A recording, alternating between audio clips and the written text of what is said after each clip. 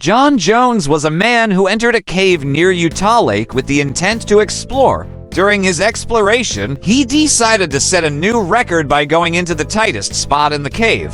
However, he didn't know that this decision would be the last one of his life. He was moving forward through the narrow passages of this cave, known as Nutty Putty, but lost his way and ended up in a part of the cave where no one had ever gone before. It was a space so tight that it was difficult to even breathe. Unfortunately, John got stuck upside down in this condition.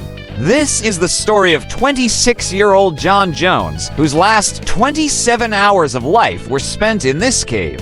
Welcome once again to Evo TV's videos. Near Salt Lake City in Utah, there are small rocks inside which the hydrothermal cave known as Nutty Putty exists. Discovered in 1960 by a man named Dale Green, thousands of adventurous young people have since come here to test their skills. Nutty Putty Cave is famous for its narrow, slippery, and winding paths with only one entry point that is just 30 inches wide, allowing only those with a waist and chest measurement of less than 30 inches to enter. Around 20,000 people used to come here annually to hone their skills, but between 1999 and 2004, several accidents occurred, raising concerns about the cave's safety. On one occasion, a 23-year-old young man was trapped in the cave's depths for 8 hours, and on another, someone was stuck upside down all night. Due to these incidents, authorities closed Nutty Putty Cave in 2006.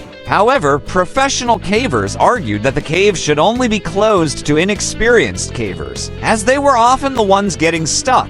Officials, on the other hand, considered Nutty Putty Cave a ticking time bomb that could take a life at any moment. After a prolonged battle between professional cavers and officials, the cave was reopened in 2007 with new rules. A management committee was formed to permit only experienced cavers with professional equipment. Anyone wanting to enter Nutty Putty had to apply for a permit 21 days in advance. John and his brother Josh Jonas from Salt Lake City also.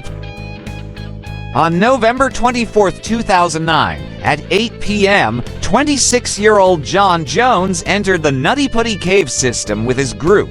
Although both brothers had some caving experience, it was their first time. For the first hour, everything was normal as they explored the largest cavity in the cave, known as the Big Slide. At this point, John, Josh, and two other friends decided to take the risk of aiming for the most difficult part called the birth canal. The birth canal is so narrow that very few people have ever reached it. Not only is it extremely tight, but finding the way is also challenging. People had gotten stuck on the way to the birth canal. However, John, his brother, and their two friends were quite fit, so they decided to proceed while the rest of the team stayed behind. The idea of going to the birth canal was originally John's, so he was leading the way. As John crawled on his stomach through the tight passage, he unknowingly took a wrong turn and ended up in a route called the corkscrew. This was a place where only the slimmest of cavers could fit. According to the cave's map, John should have turned right towards the birth canal. As he moved forward, the passage became tighter, making it impossible to turn back. He continued in the hope that the path might widen ahead, allowing him to turn around. However, the passage only led to a dead end, and John got stuck in a 10 by 18-inch space, upside down, with no way to move his body. John called out to his brother, Josh, who, after a few minutes, saw him.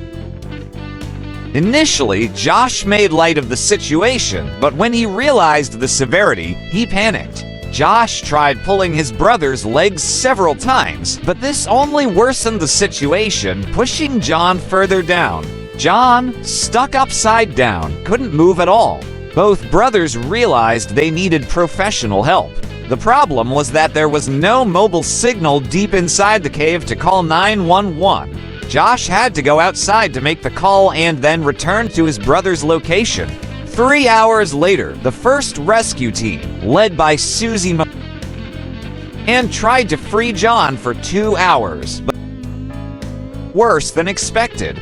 The space was so tight that Susie had to cut John's jeans to gain an extra centimeter of space, but even that didn't help. Finally, Susie, exhausted, came back out. His wife, daughter, and 30 more rescuers had arrived.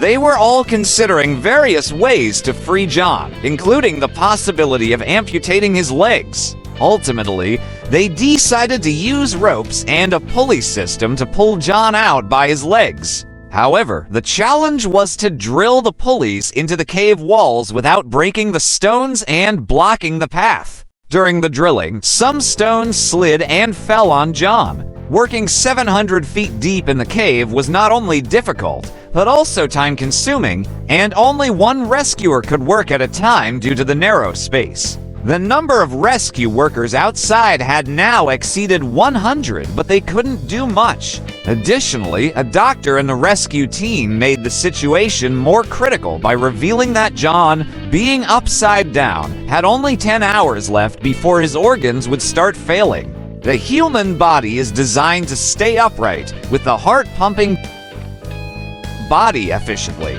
In an upside-down position, the heart has to work overtime to pump blood upwards, which could lead to a heart attack. Knowing this, the rescue workers intensified their efforts to at least straighten John.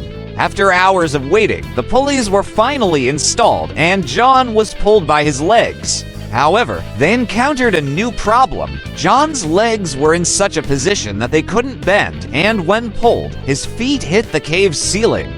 After great difficulty, they managed to pull John out significantly, enough to see his face. One of the rescuers later said that John's eyes were red, and there was a moment of happiness on his face as he saw outside for the first time in 19 hours. Just one last pull was needed to get John completely out of the narrow passage, but suddenly a pulley failed again, and John got stuck back in the same place. John was now panicking, so a two-way communication system was sent inside so he could talk to his wife and relax. This method worked, and John became considerably calmer.